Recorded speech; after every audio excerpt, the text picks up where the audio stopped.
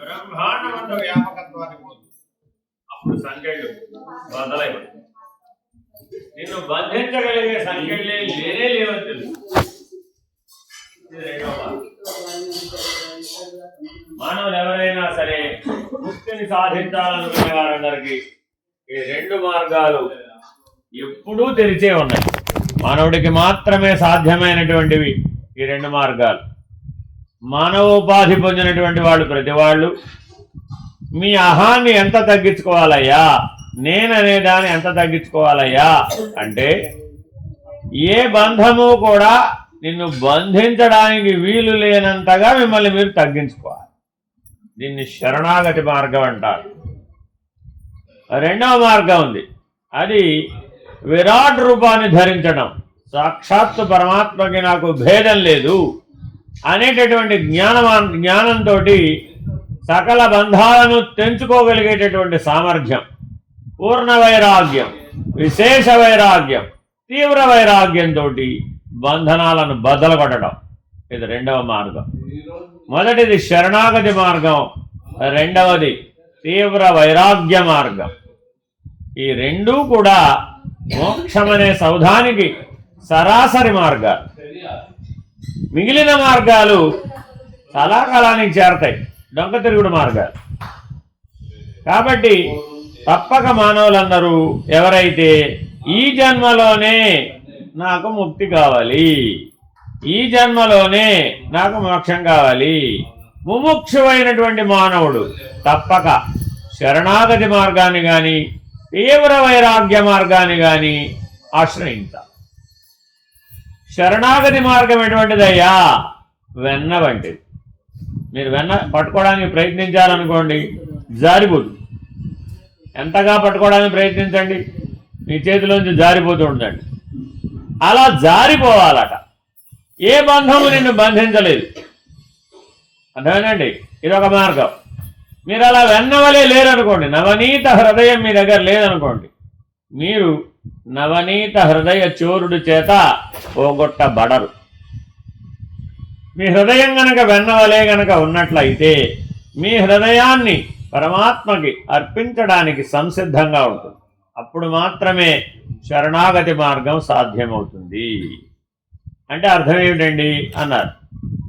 వెన్నలో ఏ ఒక్క అణువైనా కాఠిన్యం ఉన్నదా అని అడిగాడు. కృష్ణలీలలో ప్రధానం నవనీత చోర హృదయ.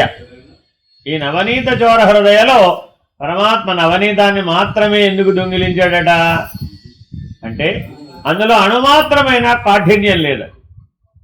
మాటలో గాని, భావనలో గాని, చేతలో గాని, వ్యవహారంలో గాని, స్వరూపంలో గాని ఎక్కడా కాఠిన్యమే లేదట. ఎంతటి మృదు స్పర్శయ్యా అంటే నవనీత హృదయ స్పర్శ. అదొక ఉత్తమమైన మార్గం. ఇది శరణాగతి మార్గం. మిమ్మల్ని మీరు వెన్నలాగా మార్చుకోవడం.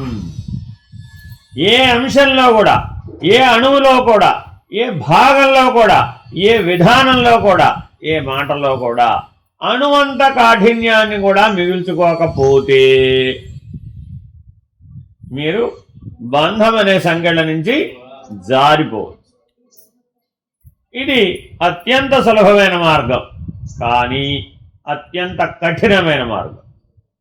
ఎందుకని అంటే మిమ్మల్ని మీరు వెన్నగా మార్చుకోవాలి. వేరే మార్గం లేదు. నేను మారనండి అన్నారనుకోండి, పనికిరాదు. 100కి 100 పాళ్ళు, 100కి 1000 పాళ్ళు మీలో కాఠిన్యత ఉండకూడదు. ఏ అంశంలోనూ ఉండకూడదు. కళలో కూడా ఉండకూడదు, నిద్రలో కూడా ఉండకూడదు. ఏ జనన మరణాలలో కూడా మీరు ఎప్పుడూ ఎలా ఉండాలయ్యా? నవనీత హృదయంతో ఉండాలి. దీనికి శరణాగతి మార్గం అని పరమాత్మ, పరమహంస మనకి బోధించారు. ఇదొక ఉత్తమమైన మార్గం. ఇది గనక మీకు నచ్చినట్లయితే మిమ్మల్ని మీరు బాగా పరిశీలించాలి. స్వాధ్యాయం అని ఉంటుంది శాస్త్రం. దీన్ని ఎంత బాగా పరిశీలించాలయ్యా? ఎక్కడ గాలించాలట? ఎంత బాగా గాలించాలయ్యా అంటే ఏ ఒక్క భావనలో కానీ, ఏ ఒక్క మాటలో కానీ, ఏ ఒక్క చేతలో కానీ ఏ ఒక్క కళలో కూడా మీకు కాఠిన్యత అనేది ఉండరాదు. కారణం ఏమిటంటే కఠినపు వాక్కులు రజోగుణం, కఠిన శ్రమ రజోగుణం, కాఠిన్యత రజోగుణం. ఇది అణుమాత్రంగా ఉండకూడదు. అప్పుడు మాత్రమే మీరు నవనీత హృదయాలు అవుతారు. అప్పుడు పరమాత్మ చేత మీరు హరించబడతారు. తనను తాను పోగొట్టుకోవడం ఒక పద్ధతి, పరమాత్మ చేత పోగొట్టబడటం ఒక పద్ధతి. తనను తాను పోగొట్టుకోవడం జ్ఞాన మార్గం అయితే, పరమాత్మ చేత పోగొట్టబడడం శరణాగతి మార్గం. కానీ పరమాత్మ చేత పోగొట్టబడాలి అంటే, హరించబడాలి అంటే నీవు నవనీత హృదయాన్ని కలిగి ఉండాలి. అప్పుడు మాత్రమే ఇది వీలవుతుంది. ఏ అంశంలో అయినా సరే పరధ్యాస ఉండరాదు. పరధ్యాస ఉంటే కాఠిన్యత వస్తుంది. రెండవ వాడు ఉంటే వాడితో మీరు కఠినంగా వ్యవహరిస్తారు. మీ జీవితంలో మీ ఎడల మీరు ఎప్పుడైనా కాఠిన్యత వహించారా? మిమ్మల్ని మీరు కఠినంగా దూషించుకున్నారా? దూషించుకోలేదా? అయ్యో అదేమిటండి పాపం, ప్రపంచంలో ఎంతమందినైనా దూషిస్తావు కానీ నిన్ను నువ్వు స్వయంగా ఎవరైనా దూషించుకుంటారా? దూషించుకో. తన ఎడల తాను కాఠిన్యాన్ని ప్రదర్శిస్తాడా? ఆహా, ఈ చేతికి దెబ్బ తగిలిందండి, ఈ చేయి బరువు కూడా బాధ్యత కూడా ఈ చేయి తీసుకుంటుందే తప్ప కాఠిన్యత వహించి నీ ఏడుపు నువ్వు ఏడు భో అంటున్నావు అన్నది కదా. కాబట్టి ఈ విశ్వం అంతా విశ్వపురుషుడు విష్ణువే. ఒకదానికి ఏదైనా ఇబ్బంది వస్తే మరొక భాగం దాని బాధ్యత స్వీకరిస్తుంది. అంతే తప్ప కాఠిన్యత వహించే అవకాశం లేనే లేదు. రెండవ వాడు తోచకపోతే విశ్వమంతా విష్ణు స్వరూపంగా దర్శనాన్ని పొందడమే శరణాగతి. అప్పుడు మాత్రమే వీలవుతుంది ఆ శరణాగతి. అన్యం తోచింది అప్పుడేమయ్యారు? మీలో కాఠిన్యత వచ్చేస్తుంది. తప్పక కఠినంగా ఉంటారు. అప్పుడు అన్యం ఎవరికైతే తోచలేదో, పరధ్యాస కలగలేదో, కేవల విష్ణు స్వరూపాన్ని మాత్రమే దర్శిస్తూ ఉన్నాడో, తన యందు గాని తన బయట గాని విశ్వమంతా విష్ణు స్వరూపముగా ఎవరైతే భావించి తన హృదయాన్ని నవనీత హృదయంగా మార్చుకుంటాడో వాడే ఈ శరణాగతి మార్గంలో పురోగమిస్తాడు. తప్పక ఆ జన్మలో ముక్తిని సాధిస్తాడు. దీన్నే చైతన్య మార్గం అని కూడా అంటారు. చైతన్య మహాప్రభు ఈ మార్గాన్ని అనుసరించాడు. ఎంతగా అనుసరించాడయ్యా అంటే ఆయన లేడు. భక్తి రసార్ణవం, ఆయన మునిగిపోయాడు. అందులో ఎంతగా మునిగిపోయాడయ్యా. ఆయన ఉపమానం చెప్పాడు చైతన్య మహాప్రభు. మధుర పదార్థమైనటువంటి తేనెని పాలలో కలిపామట. నామస్మరణ, నవవిధ భక్తి మార్గాలు, ఆత్మనివేదన, ఆఖరిది ఏంటండి? ఆత్మనివేదన. ఎంతగా కలిపారయ్యా. తేనె పాలు కలిసిపోయినాడు. ఇప్పుడు దాన్ని వేరు చేయమన్నాడు. పాలు తేనె వేరు చేయగలుగుతారా? ఇంకా వేరు చేయడం కుదరదు. అటువంటిది శరణాగతి మార్గం. అర్థమైందండి? కాబట్టి చాలా జాగ్రత్తగా వెళ్ళొచ్చు. మీరు ఇందులో శ్రద్ధగా వెళ్ళొచ్చు, భక్తితో వెళ్ళొచ్చు, అనునయంగా వెళ్ళొచ్చు, అన్వయంతో వెళ్ళొచ్చు, స్వాధ్యాయంతో వెళ్ళొచ్చు, మిమ్మల్ని మీరు పరిశీలించుకుంటూ వెళ్ళొచ్చు. ఏ హడావిడి లేదు. కానీ లక్ష్యాన్ని మరవకూడదు, కాఠిన్యత మిగుల్చుకోకూడదు. అహాన్ని కించిన్ ఈషణ్ మాత్రం అంటారండి. ఈషణ్ మాత్రం అహం మిగిలినా కూడా మీకు అది నవనీత హృదయానికి పనికిరాదు. ఇది ఒక మార్గం. రెండవ మార్గం ఉందండి. అదేమిటంటే అత్యంత కఠినమైన మార్గం. దానికంటే కఠినమైన మార్గం లేనే లేదు. వజ్ర సదృశమైనటువంటిది. ఎటువంటిదయ్యా? వజ్రాన్ని వజ్రమే భేదించగలదు. అటువంటి అత్యంత కఠినమైన మార్గం తీవ్ర వైరాగ్య మార్గం. తనను తాను దహింపజేసుకునేటటువంటి మార్గం. తాను నిశ్శేషంగా జ్ఞానాగ్నిలో భస్మమైపోయేటటువంటి మార్గం. కేవల విభూతి స్వరూపంగా మారిపోయే మార్గం. అటువంటి విభూతి పరమేశ్వర అలంకారంగా మారిపోతుంది. పరమేశ్వరుడికి అలంకారం ఏమిటంటే విభూతి సుందరుడు. ఆయన ఇంకేం సౌందర్యం అవసరం లేదు. ఈశ్వరాభిషేకం అంటే ఏమిటి చేయాలంటే విభూతే. మీరు విభూతి ధరించారనుకోండి, మీరు కూడా ఈశ్వరుడే. ఆ విభూతి యొక్క ఐశ్వర్యం ఇంత అంత అని చెప్పలేమండి. ఎందుకనయ్యా, తీవ్ర వైరాగ్యం చేత లభించినటువంటి జ్ఞానాగ్ని అది. అందుకని అది వజ్ర సదృశమైన నిన్ను మారుస్తుంది. స్వామి 3 రకాల విభూతులు సృష్టిస్తూ ఉంటారండి భగవాన్ బాబావారు. కైలాస విభూతి, లీలా విభూతి, మోక్షాన్ని ప్రసాదించేటటువంటి మోక్ష విభూతి. ఈ 3 విభూతులను కూడా ప్రసాదిస్తూ ఉంటారు. ఎవడైతే జ్ఞాన మార్గావలంబికుడై తీవ్ర వైరాగ్యంతో వజ్ర సదృశంగా మారతానంటాడో వాడికి మోక్ష విభూతిని సంకల్పం ద్వారా అనుగ్రహిస్తారు. రెండవ పద్ధతి ధర్మార్థ కామములతో ఆశ్రయిస్తారు. నిన్న కూడా చెప్పాను, ధర్మార్థ కామములు తీరిన తర్వాత నేను మోక్షానికి వస్తాను స్వామి, అప్పటిదాకా నాకు మోక్షానికి టైం ఉందంటాడు. మరి వాడిని ఏం చేయాలి? వాడికి లీలా విభూతినిస్తారు. అర్థమైందండి? ఏమిటా లీలా విభూతి? యథాకృతం అనుభోక్తవ్యం పుణ్యశుభఫలం.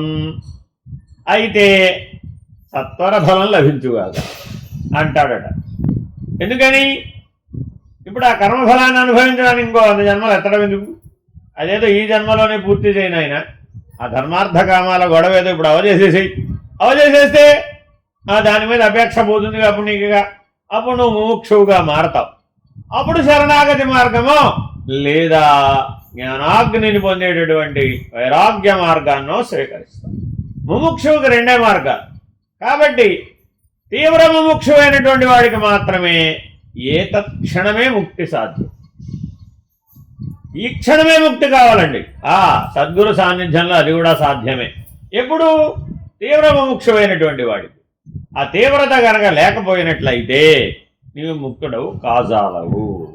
కాబట్టి మీలో ఈ 2 ఉంటారండి. మానవుడిలో ఉన్న పెద్ద గొప్ప సమస్య ఏమిటంటే వాడిలో శరణాగతి ఉంటుంది.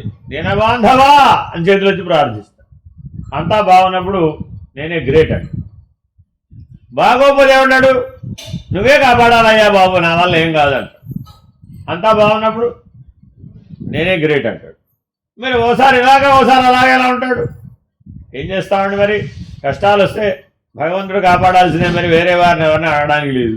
ఎవరిని అడిగినా వాళ్ళు ఏమైనా కష్టాలు తీరుస్తారో అరుస్తారు, వాళ్ళేం తీర్చలేరు అని భగవంతుడిని మాత్రమే ప్రార్థన చేస్తూ ఉంటాడు కష్టాలను తొలగింప చేయమని. కానీ కష్టాలకు మూలమైన అజ్ఞానాన్ని పోగొట్టుకోవడానికి ప్రయత్నించడు. వీళ్ళందరికీ ఏంటి? లీలా విభూతి. ఎంతమందికో మీరు వీడియో భజన చూశారనుకోండి, భగవాన్ బాబా వారి దర్శనం పొందిన వాళ్ళలో ఎంతమందికో వెంటనే టకటక అప్పటికప్పుడే ఇచ్చేస్తూ ఉంటారు. అదంతా ఏంటి? లీలా విభూతి. ధర్మార్థ కామాలు తొందరగా అవజేయరా బాబు, తొందరగా అవజేయి. అదేదో అయిపోతే అప్పుడన్నా అడుగుతావుగా కనీసం మోక్షం. ఇది 2వ పద్ధతి. కాబట్టి సంస్కారాలని వాసనలని పోగొట్టుకోవడానికి, రద్దు చేసుకోవడానికి, దగ్ధం చేయడానికి ఉత్తమమైన మార్గం శరణాగతి మార్గం. తొందరగా అవజేయడం వెరీ వెరీ ఇంపార్టెంట్. 100 జన్మల సంస్కారాలను, వాసనలను, గుణబలాన్ని, జీవభావాన్ని ఒక్క జన్మలోనే పొందేయవచ్చు. సాధకుడు అనగా ఎవరయ్యా? 100 జన్మల ప్రారంధాన్ని ఒక్క జన్మలో అనుభవించడానికి సిద్ధపడ్డవాడు ఎవడో వాడు సాధకుడు.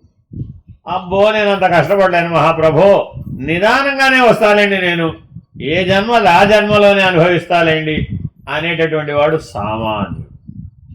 ఇంత తేడా ఉంది సామాన్యుడికి సాధకుడు. ఈ బిల్డింగ్ పేరేం పెడతారన్నారు? సాధక నివాస్ అండి అన్నా. అదేమిటండి అన్నారు. అది అంతేనయ్యా, సాధకులకే పనికి వస్తుంది అంతే, సామాన్యులకు పనికిరాం. ఎందుకని? సామాన్యులకి ఎప్పుడు ఏం కావాలి? ఏదో ఐహికమైనటువంటి విశేషాలే ఉంటాయి అంతే. ఆ ఐహికమైన విశేషాలలో నుంచి బయటికి రాలేడు అనమాట. అందువలన ఎవరైతే సాధన చతుష్టయ సంపత్తి కలిగి శరణాగతి మార్గాన్ని ఆశ్రయించి జీవిస్తారో వాళ్ళు మాత్రమే సాధకులు అవుతారు. వాళ్ళు 100 జన్మల ప్రారంధాన్ని ఈ జన్మలోనే అనుభవించడానికి సిద్ధపడ్డవాళ్ళు. వాళ్ళు తీవ్ర ముముక్షువుగా మారడానికి అర్హత సంపాదించడానికి ప్రయత్నించినటువంటి వాళ్ళు శరణాగతి పొందినటువంటి వాళ్ళు. కానీ వాళ్ళకి మల్లె పువ్వు లాంటి మనస్సే ఉంటుంది. వీళ్ళకి ఏముంటుందండి? మల్లె పువ్వు లాంటి మనస్సు ఉంటుంది. ఇప్పుడు సాధన కూడా ఎలా ఉండాలి మరి? అప్పుడు ఆ మల్లెపూ లాంటి సాధనకే పనికొస్తారు. వాళ్ళు ఏం చేశారంటే రాంగ్ అడ్రస్కి వచ్చారు, నాలాంటి వాడి దగ్గరకు వచ్చారు. నేను వజ్ర కఠోరమైనటువంటి సాధనలు నేర్పేవాడిని. తీవ్ర వైరాగ్యం, తీవ్ర ముముక్షత్వం, తీవ్ర జ్ఞానాభిలాష, జ్ఞానాగ్నిలో పూర్ణంగా దగ్ధమైపోయేటటువంటి జీవన విధానాన్ని నేర్పడానికి తయారు చేయబడ్డవాడిని. కాబట్టి నా దగ్గరకు వచ్చిన వాళ్ళందరికీ కఠినాతి కఠినమైనటువంటి జీవనం సమస్యలు పరిష్కారాలు ఉంటాయన్నమాట. మరి మల్లెపూకి వజ్రానికి ఒకే రకమైన సాధన పెడితే ఏమవుతుందంటారు? వజ్రాన్ని సానబెట్టినట్టుగా మల్లెపూని పెట్టారనుకోండి, ఏమైపోతుంది? నిష్ప్రయోజనం అయిపోతుంది. అర్థమైందండి? కానీ సద్యోఫలదాయకం, ఎవడైతే ఇలా సిద్ధపడతాడో ఏతత్ క్షణమే అయిపోతుంది. కాబట్టి పరమాత్మ నీకే వదిలేశాడు. నీకు ఏతత్ క్షణమే అయిపోవాలా ఒక మార్గం. పర్వాలేదండి, కొద్దిగా నిదానంగా అయినా పర్వాలేదు, నేను నిదానంగా వస్తాలేండి అన్నవాడికి ఒక నిదానించే మార్గం. జాగ్రత్తగా ఆశ్రమ జీవన విధానం వజ్ర కఠోరమైన సాధన నేర్పుతుంది. ఆలయమైనటువంటి జీవన విధానం నిదానించేటటువంటి నవనీత హృదయాన్ని నేర్పుతుంది. అందుకని భారతీయ సంస్కృతిలో ఆలయము తల్లి వంటిది, ఆశ్రమము తండ్రి వంటిది. ఈ రెండు ఒకచోటే ఉండాలి, రెండు కలిపే నేర్పాలి. తల్లి తండ్రి, ఆలన పాలన మర్చిపోకూడదండి. ఆలయం ఆలన, నీ మాటలన్నీ వింటుంది, నీ కథలన్నీ వింటుంది, నీ ప్రార్థనలన్నీ వింటుంది, నీ వేడ్కోలులన్నీ వింటుంది, నీ ఆర్తిని గ్రహిస్తుంది, నిన్ను గుర్తిస్తుంది. రావయ్యా, నీకోసమే వెయిట్ చేస్తున్నాను నేను ఇక్కడ అంటాడట భగవంతుడు భక్తుడి గురించి. ఎంత అన్యాయం అండి! ఎక్కడైనా భగవంతుడిని వెయిట్ చేయించవచ్చా భక్తుడు? కానీ ఆలయంలో భక్తుడు ఎప్పుడొస్తాడా అని భగవంతుడు ఎదురు చూస్తూ ఉన్నట్ట. అదిగా ఆలయం అంటే. ఎక్కడ భగవంతుడైతే నీకోసం ఎదురు చూస్తూ ఉన్నాడో దాని పేరు ఆలయం అని పేరు. కాబట్టి నీ కొరకు భగవంతుడు ఎక్కడ ఎదురు చూస్తున్నాడు? నీ హృదయం అనే ఆలయంలో ఎదురు చూస్తున్నాడు. ఎప్పుడొస్తావా అని తన హృదయ స్థానాన్ని తాను భక్తితో శరణాగతితో తెలుసుకుని ఆ హృదయంలో పరమాత్మ దర్శనాన్ని పొంది ఆ పరమాత్మ దర్శనంతో కైవల్యాన్ని పొందే విధానం ఆలయ పద్ధతి. అర్థమైందండి? ఇదొక పద్ధతి. రెండో పద్ధతి ఆశ్రమ జీవన విధానం. అదేటువంటిదయ్యా? అసిధారావ్రతం, గత్యంతి మీద నడవడం లాంటిది. రేపపాటు తేడా వస్తే కాలే తెగొచ్చు, కంఠమే తెగొచ్చు. దానికి సిద్ధపడ్డవాడెవడో వాడు ఆశ్రమ జీవన విధానం, మహర్షుల మార్గం ఇది. అందుకని సాక్షాత్ బ్రహ్మనిష్ట, సాక్షాత్ జీవన్ముక్తి ఇప్పుడే కావాలి. ఐ డోంట్ వెయిట్, నాకు అసలు విలంబం లేదు, తక్షణమే అయిపోవాల్సిందే అనేటటువంటి వాడెవడో వాడు ఆశ్రమ జీవన విధానానికి వస్తాడు. అలాంటి వాళ్ళు ఆచార్య పీఠం మీద సిద్ధంగా ఉంటారు. అటువంటి వాడికి ఆచార్య పీఠం ఇవ్వబడుతుంది. ఎందుకని? ఆచరంతి ఇది ఆచార్య, వాడు ఆచరిస్తాడు, ఆచరింప చేస్తాడు, భవిష్యత్ తరాలకు మార్గదర్శనం చేస్తాడు. మహర్షుల ప్రోక్తమైనటువంటి ఎన్నో ఉపనిషత్తులు, ప్రస్థానత్రయం అంతా మహర్షి ప్రోక్తమే. భగవద్గీత కూడా మనకి వ్యాస భగవానుడు అందించిందే.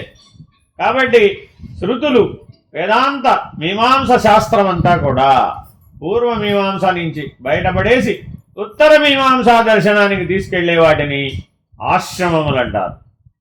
ఏవి పడితే ఆశ్రమాలు కావు, కేవల ఉత్తర మీమాంసా దర్శనాన్ని మాత్రమే అందించే వాటిని ఆశ్రమాలు అంటారు. పూర్వమీమాంసా దర్శనాన్ని అందుకోవడానికి ఆలయాలు. ఈ రెండు ఒకచోటే ఉన్నాయట. ఈ మీమాంస ఏమిటండి మాకు అర్థం కాకుండా? ఆ అర్థం ఏంటంటే తెలుగులో 2 మాటల్లో చెప్పేస్తాం. తర్కానికి నిలబడింది జ్ఞానం కాదు, తర్కించేవాడు జ్ఞాని కాదు. తర్కానికి నిలబడింది జ్ఞానం కాదు, కానీ తర్కించేవాడు జ్ఞాని కాదు. కానీ మన జీవితం అంతా ఏం చేశాం? ఆ తర్క వితర్కాలలోనే కాలక్షేపం అయిపోయింది. ఉప్పా నిప్ప, ఉప్పా నిప్ప, ఉప్పా నిప్ప. తెలియాలంటే ఏం చేయాలి? తెలియాలంటే ఏం చేయాలి? తెలియాలంటే ఏం చేయాలి? ఉప్పో నిప్పో తెలియాలంటే ఏం చేయాలి? ఉప్పో నిప్పో తెలియాలంటే ఏం చేయాలి? ఉప్పో నిప్పో తెలియాలంటే ఏం చేయాలి? ఏమో ఏం చేస్తారో మరి మీరు. ఉప్పు తెలియాలంటే నోట్లో వేసుకోవాలి, రుచి చూడాలండి. నిప్పు తెలియాలంటే ఎందుకు మనమే వెళ్ళి అందులో కూర్చోవాలి. ముట్టుకుంటే నిప్పు సంగతి తెలియదండి, దాని సంగతి బాగా తెలియాలంటే మనమే అందులో కూర్చోవాలి. పూర్ణం జ్వలతి, ఆర్ద్రం జ్వలతి, పూర్ణం జుహూతి. ఏదో కొద్దిగా కాలితే సరిపోదట, సంపూర్ణంగా కాలిపోవాలట, సంపూర్ణంగా దగ్ధమైపోవాలట. అప్పుడు నిప్పు సంగతి తెలుస్తుందట. అర్థమైందండి? కాబట్టి మీరు ఉప్పునే కోరతారో నిప్పునే కోరతారో భగవంతుడు మీకే వదిలేశాడు. ఉప్పు పద్ధతి శరణాగతి, నిప్పు పద్ధతి జ్ఞానాగ్ని. కాబట్టి ఆ రెండు మార్గాలలో తగిన మార్గాన్ని ఎంపిక చేసుకుని ముక్తులై జీవించండి. హరి ఓం శ్రీ గురుభ్యో నమః. హరి ఓం.